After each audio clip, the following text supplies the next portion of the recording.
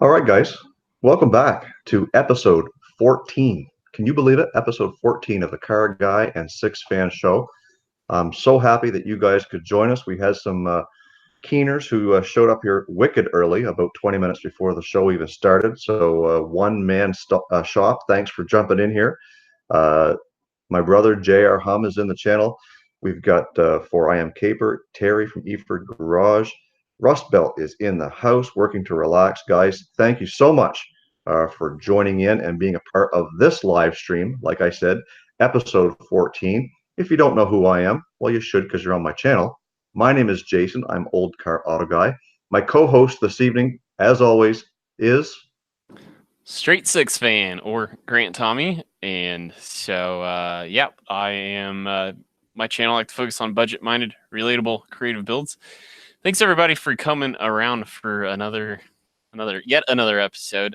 It's Jason and I are still humbled every week. Kind of like, yes, we thought this was a good idea and it might work, but we never thought it'd be what it's turned into. Yeah, and like I said, we're so thankful to have you guys jump in here. And every week we are seeing some new names, and I just seen one pop in there, Panther Platform. He may have been in here once before, but he says he's been invited by Four I Am Caper, and thanks so much uh, for Caper for inviting people in, because that's how everybody is going to grow. If you are a YouTuber and you have an automotive channel, this is the place to come to share your channel with other like-minded YouTubers and get on the radar and start building your channel, because that's what we're trying to do. We got ourselves to 1,000 subscribers, and that was the goal. Now we're trying to help you guys do the same thing. Yeah, and the more like we've got some of the usual SNR Motoring, Snydertron 3000. New name for me, Dirt Perfect. Apologize if you have been in a couple times before, but seems like new to me. Doug Sweener as well. Always nice to have him in the chat as well. Get a Garage also just popped in. Yeah, we've also got Captain Ron has been in there, and Steve, Uzo Lou Garage, has just jumped in the channel as well. We've got 15 people watching, only 7 thumbs up, guys. If you haven't hit the thumbs up button, please do it now. And as well, if you get a chance, share the link, invite more people. I mean, this does go you by usually pretty fast, but there are records to be broken, and that was 42 at one point. So if you could help us out, break that record, we'd always appreciate that as well. Yeah, so guys, as you're in here in this channel, you know how to use the chats. You can go over and check out everybody's channel that's in the chat right now. And don't just go over and click that subscribe button just for the sake of gaining a sub back. Watch their product, watch what they have, interact with them, hit their thumbs up, and make sure that you're leaving comments for their videos. So as we move on to this show, we talked about why we did the show or why we do the show, and some of the things that we cover are some automotive news, and that's kind of our first topic on the agenda tonight. And something that kind of came across my internet feed at one point this week is a new replacement, so to speak, for the Dodge Hellcat Demon Red Eye type series of cars, and they're calling it the SRT Challenger Ghoul. So if you guys don't know what that is, you're going to want to check it out, because it puts the Demon to shame when it comes to power. Grant, have you heard about this thing yet? Yeah, I'm trying to remember. I think it was on Rust Belt Mechanics Sunday night chat that I first heard about it. And then I suggested it over on Joey66's channel, and he said, "Oh, I thought that was April April Fool's Day joke." And so I didn't do any more research past that. But from as Rust Belt Mechanic, Kyle and Ron were describing it, it sounds wicked. Well, and Kyle and Ron being in the Dodge dealership, they might be a little bit more closer to the know of some of these new things that might be coming down the pipeline. But my soul, like the rumor is, I think they said somewhere around 1,000 horsepower out of this thing. And Kyle and Ron, you guys can correct me if I'm wrong, but that is unheard of horsepower out of a stock pushrod engine.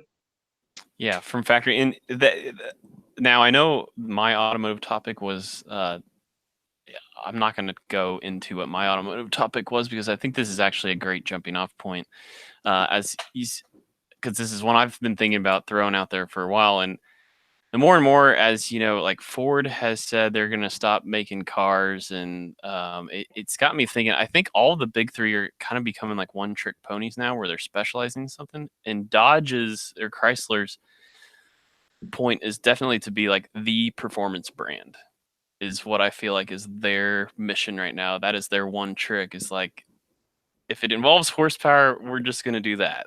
And Ford's doing the truck thing now. Chevy or GM for me is a little hard to figure out. If you had to say, if you had to surmise what is General Motors, what is their thing, what do you think that is, Jason? Because I have like the best I could come up with is like, they're ruling the world from, the LS swap point of things. Like which, the 350 Chevy for years was always king as well. Like that's what Chevy historically has always done well. They've always built motors well and have built reliable, very great horsepower like products. But what do you think GM's one trick is right now? I would be inclined to agree with you with the whole LS deal, based on the fact that they're such a compact motor design. They're putting them into their high performance vehicles. So you get your Camaro and you get your Corvette, and both of those lines of vehicles offer entry level as well as a performance level car. So if you want a 4-cylinder, but you want that Camaro look, well, yeah, you can probably have it. If you want that 700 horsepower, you're probably going to get that too. So the LS tends to be probably in the modern era of the last 15-ish years. I would have to say probably is the LS motor, because it's what all the go-to hot rodding guys are stealing, and they're taking that idea and they are running for it. So I don't think it has to do specifically with any particular car. I do believe it is the motor. So, but if you had to surmise like just this snapshot in time right now, 2019, do you think that's still for General Motors, the corporation, is still like you think that's still the best, the one thing that they got going best for them? You still think that's the best summarization of what they're doing right now? I guess if you do put it that way, I really I really do believe so, because when it comes to the whole marketing campaign, with their change up in vehicles and their lack of standing out in any one particular area, maybe other than the Corvette and the news about the Corvette, I would have to say, yeah, I think GM is kind of lagging behind in those areas. Well, we have 18 watching right now, and I know some new names again for me. And it's always awesome to see new names, because I've said it before. I always take notes of. In fact, Panther platform, I know Jason you mentioned, but I do love me some Crown Vics, and I like that. I was hoping that's what that screen name meant, so I'm excited to check out his channel. But Brandon Holt Vlogs, I don't believe Lena Music, I believe I don't think I know those two, but Junk from Work, of course, is becoming around these parts. So good seeing you guys dropping in. Anybody else I may have missed there, Jason? I see DIY Misfit Mechanic pointing to himself, saying that he's in here creeping. It's okay, guys. You're allowed to creep. That's what it's all about. Peeking out other people's channels and seeing what it has to offer. Just make sure that you're subscribed to my channel. You make sure you're subscribed to Grant's channel, and hit everybody up inside the chat room, because they're all looking for your support as well. There was a channel. It's funny because every once in a while, I don't get notifications on everybody that subscribes to my channel, because obviously people have some of their privacy settings set.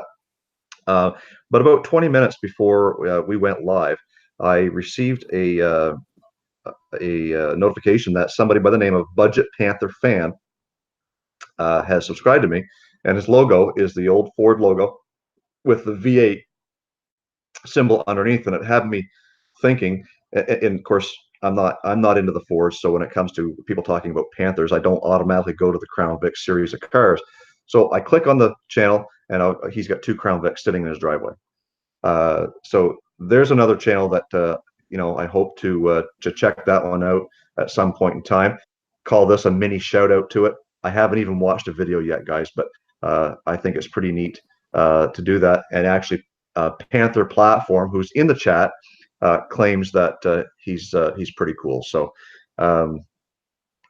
it's something that I want to make sure I expand my views, my watch time to other platforms and not just the Mopar. I watch a lot of Mopar stuff, so it's and not just the big names either. So that's part of why we do this channel, is to open or to broaden our horizons. Well, speaking of Panther Platform, I may be in the market for some P71 wheels. So if you're close to Kansas and you know of any resources for scoring some P71 03 plus wheels, let me know, because I may be in the market, because that kind of rolls us into our channel updates. And as you may know, my last update was my 5-lug swap for the Fairmont with the Lincoln Mark 7 rear end 8.8. Well, back in the fall when I bought this thing, my research, I thought, had led me to believe that this axle was like 1.25 inches wider than the stock Fox body of my Fairmont and in my era stuff.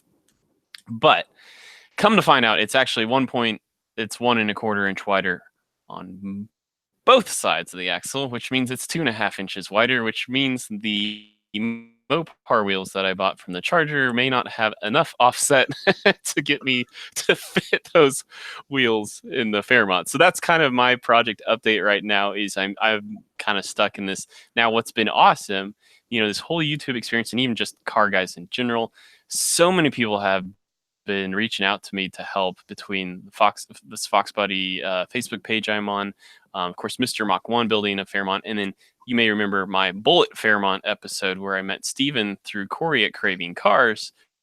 Like, they've all reached out to me, and I owe Gary a call. He gave me his cell phone number. Steven gave me his number. And so I feel like between all of these bright minds, I'll get that figured out. Jason, what's going on in your garage? Well, if you guys watched today's video, you'll know that we started the project of putting the shorty headers on the old Doba, and I just have to make note that Rough Rods Restos had mentioned that we should be putting a Helephant in the Doba. Yeah, if I had a spare 50 grand, I'd probably do that tomorrow, but I don't. Anyways, so the channel update is, if you haven't watched today's video, you got to go watch it, because there's some really, really good informations in that video. And as we kind of move away from the project a little bit, I've received a new sponsorship, which I will be unveiling kind of in a special video over the weekend. I'll have my regular Saturday update, but I think I might upload this one, or I might even go live on Sunday. But you guys will know beforehand what the plan is with that. So yeah, I've received my second sponsorship, official sponsorship of the channel, and I'm looking forward to sharing that with you guys as well. Yeah, and Panther Platform in the comment was talking 3+ wheels. Well, I'm not trying to fit it on a Panther. I'm trying to fit it on a Fox body. So there's something a little bit different there. But in the meantime, Po Boys Diesel has joined us in the chat. And guys, we're up to 24 watching right now, which back in the day would have been a good record. But we got to keep pushing it if we want to get to close to that 42 when Kyle from Rust Belt Mechanic jumped in. But it seemed like there were some other people that came in the meantime. So just trying to scroll through. Oh, Miniac, he's a Kansas City creator. So another guy I hope to collaborate with sometime coming up in the near future. We haven't got that on the schedule yet. But anyway, from that, Jason, we usually like to then start talking a little bit about YouTube hacks, kind of growth strategies, just any tips and tricks. Where do you want to kind of start today? Well, I didn't specifically have anything written down on my list for my agenda, because it's an endless learning curve to YouTube, and finding out what specifically works for you and what doesn't work for you. So one thing I'm going to do right now, guys, is I'm going to leave a link in the chat, and I want everyone to go check it out. This is my tip. If you've got a channel that you are trying to move into either monetization, or you're trying to make money on your channel, here's a link in one of the ways that I'm trying to do it. It's my merch store. I've got a new T-shirt that I kind of put together, and I think that it's something that is new for me, but it's also something that I kind of want to steer away from just one type of T-shirt. I eventually want to get into maybe two or three. So having a merch store through somebody like Bonfire or Spreadshirt. There's a couple of other ones out there that will actually stock your shirts for you. You don't have to pay anything. And in fact, when you sell one, they will pay you a small fee or commission for that sale. So there's an opportunity there for you to make money by selling those t-shirts, as well as being able to promote yourself outside of your YouTube channel. So my tip this week is make sure you're setting yourself up with some merch so that guys like me can go in and outfit my full wardrobe with all of you guys, because I must have about 10 or 12 shirts now from a bunch of different channels. So keep up the good work to those guys who have them. And I'm looking forward to getting my Toolheads crate. It came in today, so I've got to go over tomorrow, and tomorrow's a holiday, dang it. Saturday, I'll go over and I'll pick that up. And I know there's likely another good looking shirt in there. Yeah, Minnie mentions Teespring. Jason does Bonfire. I do Spreadshirt. I think Amazon actually has a T-shirt kind of like spin-off thing as well. So there's a lot of options out there, and actually Jason knows a little insider information. He knows what my next T-shirt looks like, but I'm not ready to debut that yet. I have ordered the prototype, and that way I can just make sure that it looks the way I want it to. If there's anything I need to adjust, stretching something this way, that way, kind of just fine tuning it. That's also what that's why I order one first, and hopefully it's going to involve another channel collaboration when I debut that, but we shall see. Only time will tell. Now, for me, the little tip I wanted to give out, and this is one that I'm not the best at, but since YouTube's all about watch time in terms of audience retention is the best for now that I am monetized, I have to start thinking in it more and more. But it is a call to action. So if you wanted to cover something in your video, like a lot of us in our niche, like you don't really know what you're going to run into. I mean, S and R Motoring, I know, can attest to this. They thought they were going to be swapping a motor in Sunday night, and that turned out to be Tuesday night or whatever. But if you have like a tertiary subject you want to cover, a real way to get people then to watch a video more front to back is say, and stick around to the end, and we'll talk about fill in the blanks. So you sort of you set that early on in the episode, even though like for me, maybe I knew last Sunday I was going to be working on the oil pressure sending unit. That was going to be primarily what that episode was about. But let's say I decided instead of batch producing my Tuesday episode on Sunday as well, I should have hinted about, and we're going to begin. Stick around to the end, and we'll talk about the miles to empty challenge or something.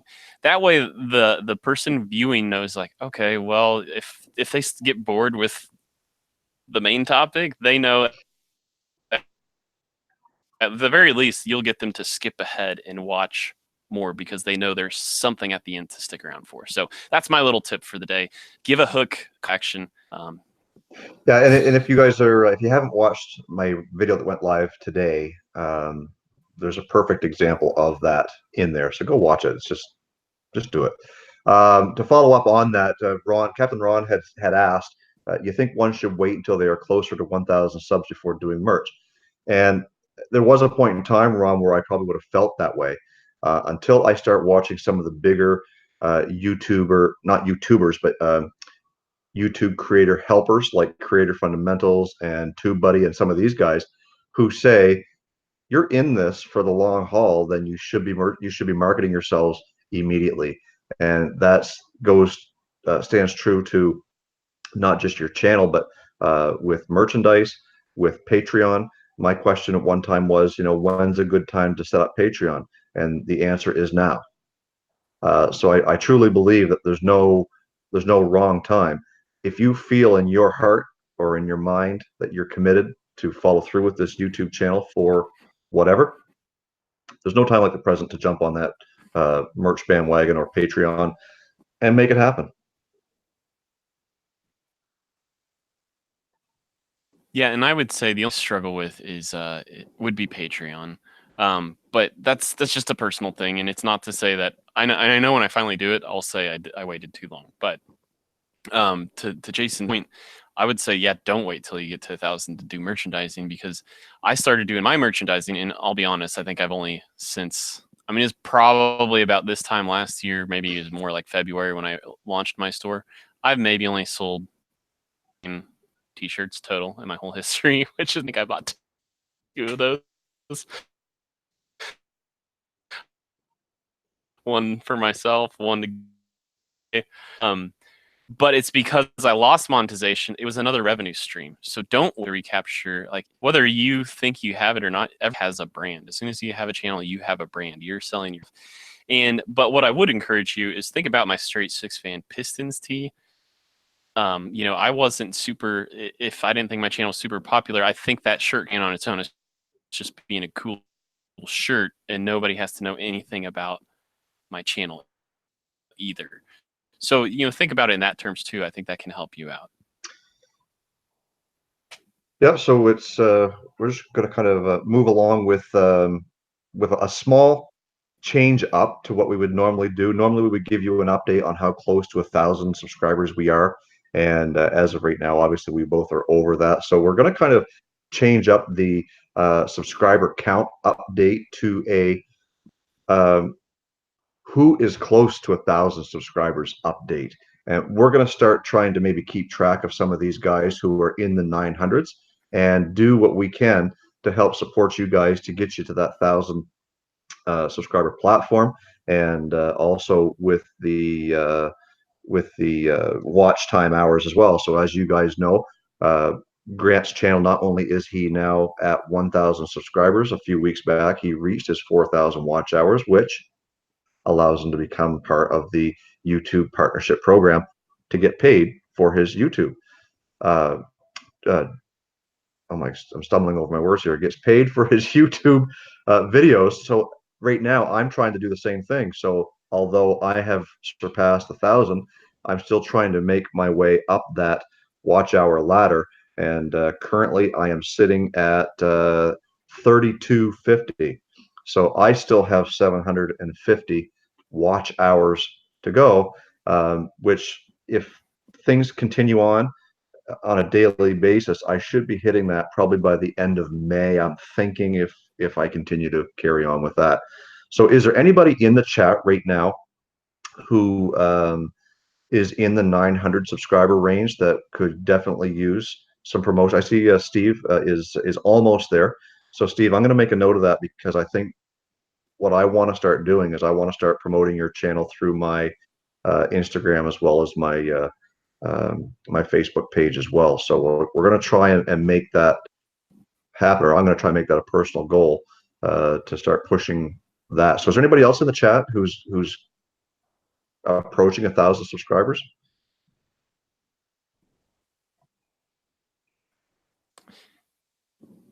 And I did want to be forthcoming here. I did jump out of the chat just because I noticed I think my internet connection's struggling a little bit. So I'm trying to save some bandwidth for all you guys to have a little better quality. Jason, you're going to be on your own here for a little bit. But what I also wanted to add on top of, we just talked about the merchandising thing, Jason, that he mentioned, I just got monetized. If you follow some of the big time, like YouTube help, like Pusa Studios, I know, is Jason's go-to. Mine is Think Media TV. Where you really start to make money on YouTube is when you leverage those things together. And so another one I like to use is Amazon Associates.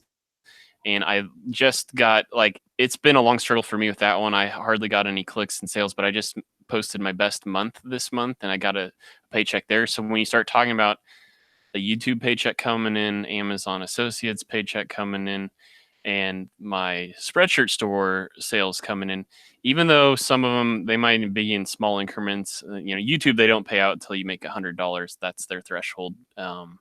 Amazon Associates, I think I get a $10 gift card anytime I clip that, but I made $35. Again, we're not talking about a lot of money here, but when you talk about 3 things like that coming together, all of a sudden I mean, we all know like the reason I started this is to help me with my projects. I want to share my projects with people, and who's gonna who's gonna say no to an extra $100 a month, for your hobby?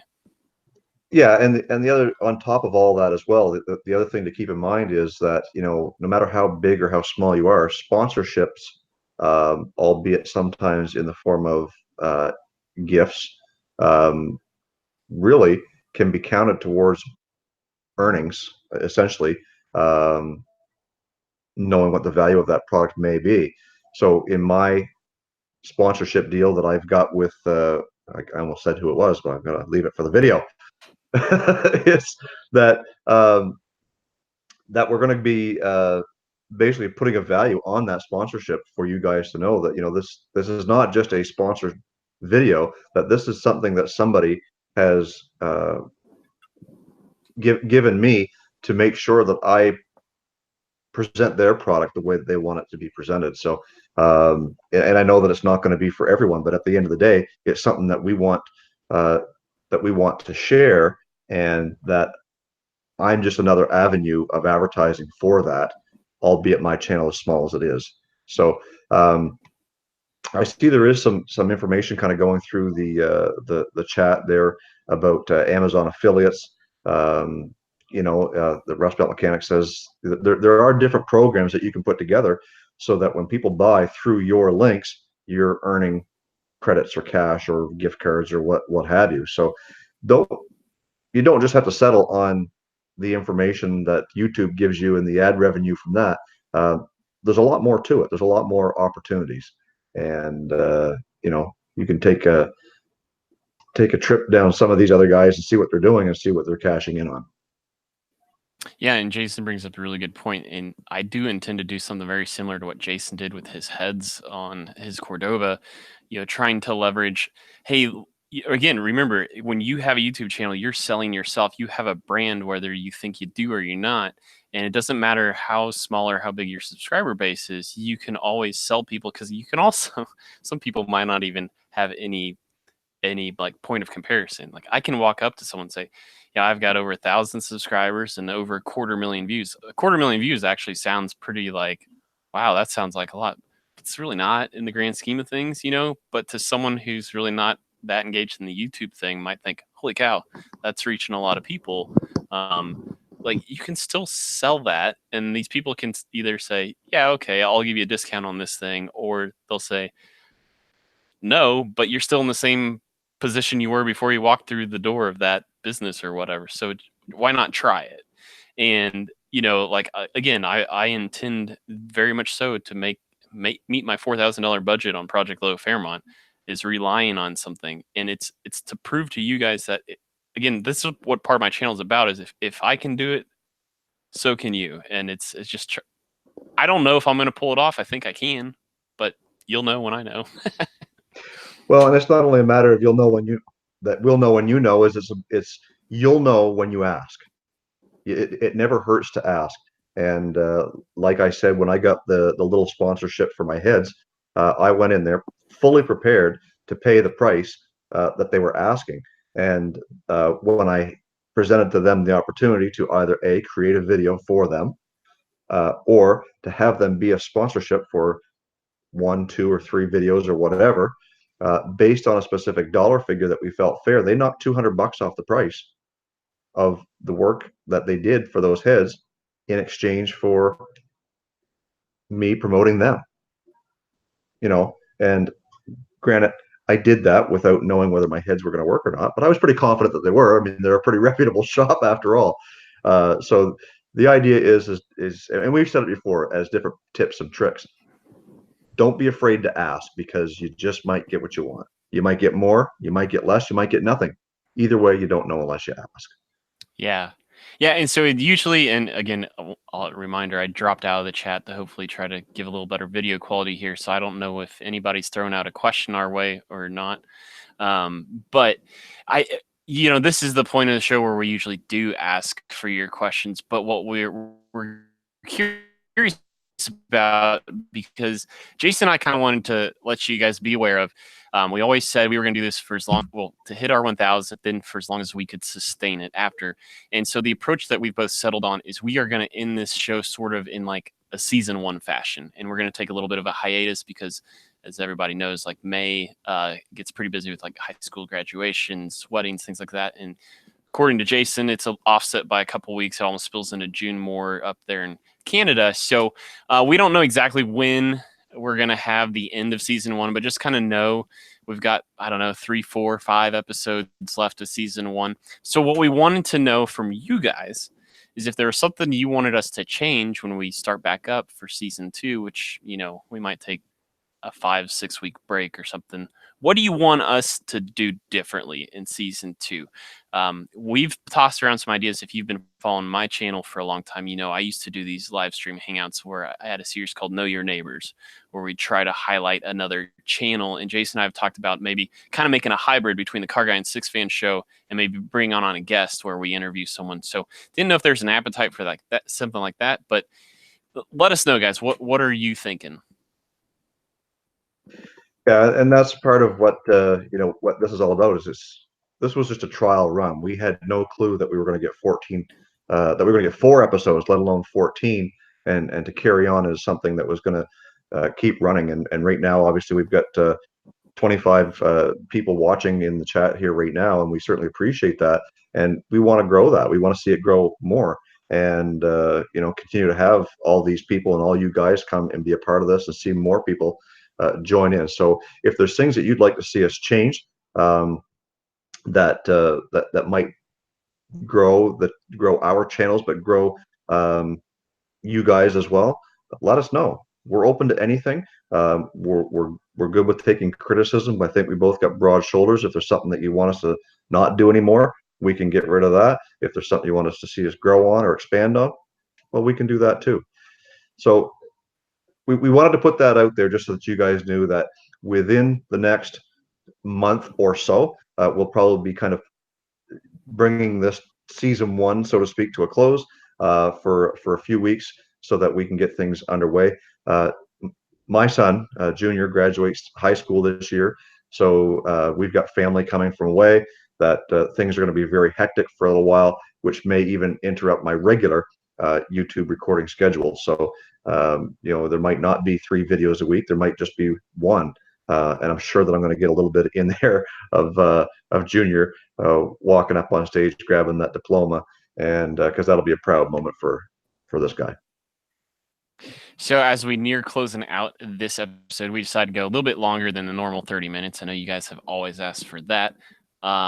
We usually do a channel shout out, and so we're going to try to wrap up here fairly quick. But for me, my channel I want to highlight this week is GrindingGarage. He's a little bit more of a mini bike go-kart kind of building channel, but young kid. I think he's maybe only 17. And you can tell, like, okay, sure, maybe his fabrication skills aren't great, but I wish I was doing as many projects as he was at that age, trying at it, because by the time he's my age, he's going to be a killer fabricator. Like, his welding skills will be fantastic when he gets better. You know, he has like a Harbor Freight flux core kind of 110 welder, but like I envy how much experience he's getting now. And he's also a guy that, like, you know, I appreciate. I've thrown some tips and tricks his way, and he's really taken on to them. And there was a point in time where I was like, holy cow, I think the student has become the teacher. So he is really blown up. So go check out GrindingGarage. There will be a link down below. Jason, who you got? Well, if you guys, some of you guys know, I guess I really didn't post much about it other than I had mentioned to you guys that I had kind of a little bit of a troll in one of my last videos, and the funny story around that is that I basically thanked the guy for watching on my channel, but I also reached out to him when I found him on Instagram, and basically sent him a message, and based on, I don't want to say hateful, but just his comment was kind of out there and a little bit out of line, and I just kind of felt, I'm going to reach out to this guy. I'm going to see if he's got a channel or not, and he does, and he's got a very good channel. The name of his channel is called Craftsman, and I'm going to try and type it into the chat here while I'm talking to you guys, so you guys can go look for him. He has a body shop, and he does a lot of car show type stuff as well. And I can't talk and type. Craftsman. Oh, can't spell either. And oh my soul. You Canadians and your spelling. Yeah, shut it. Anyways, I stumbled upon his channel. I reached out to him on Instagram, and we hashed things out. He did apologize for coming off a little quick. At the end of the day, it ended up with him subscribing to my channel, me subscribing to his, and an invite for him to join us here on the live stream. So I didn't see him in here tonight, but at the end of the day, I hope that he's able to watch this after the fact and understand that I don't take it personal. I don't let anything like that bother me. And I certainly appreciate the fact that you took the time to watch the show or watch the video and even leave a comment, whether it was whatever intent was left or not. So I want you guys to go check him out because he right now, or last I checked, he was at 309 subscribers. And I really do believe that his channel, he's got the quality to grow. And I think that with a little bit of help from us, there's 26 of us here, including Grant and myself. So there's 26 more subs that he could gain if you felt felt it necessary to go over and check him out. And I know that he would appreciate that, and I'm sure that he would reply the same thing. So you can always turn a negative into a positive. Always keep in mind that just because someone's giving you those thumbs down, that it's not always a bad thing. YouTube looks at that as interaction no matter what you're getting. So it is what it is. So with that, we gave you guys a little bonus coverage. It's sort of like that bag of chips that has the little star thing in the top now, 20% more. That's exactly what you guys got from us. But little programming note just for you guys to keep in mind, because Jason is still working towards the watch time and because I'm traveling next week, he is going to host 2 weeks in a row on his channels. So the CarrGuy SixFan show will be on Jason's channel again next week. We usually alternate, but because of my travel plans, it's just going to be easier, I think, for me to be able to open up a laptop and click a link instead of do all the other stuff we have to do to get set up. So I will still be on the show. It'll just be on Jason's channel for a second weekend in a row. Yeah, so I'll be sure to post a link probably first of the week for the new stream. And like I said, you guys all know that we basically back and forth each week. This will be the first time it'll be on my channel for 2 weeks in a row. So I'll put that link up there. And I want to thank you guys again one more time for being a part of the CarrGuy and SixFan show. And Grant is going to close us out. So take it away, Grant. Yeah, that's a wrap, guys. That'll do it for this week's episode. And so if you want to, you can say it with me. But until next time, peace out.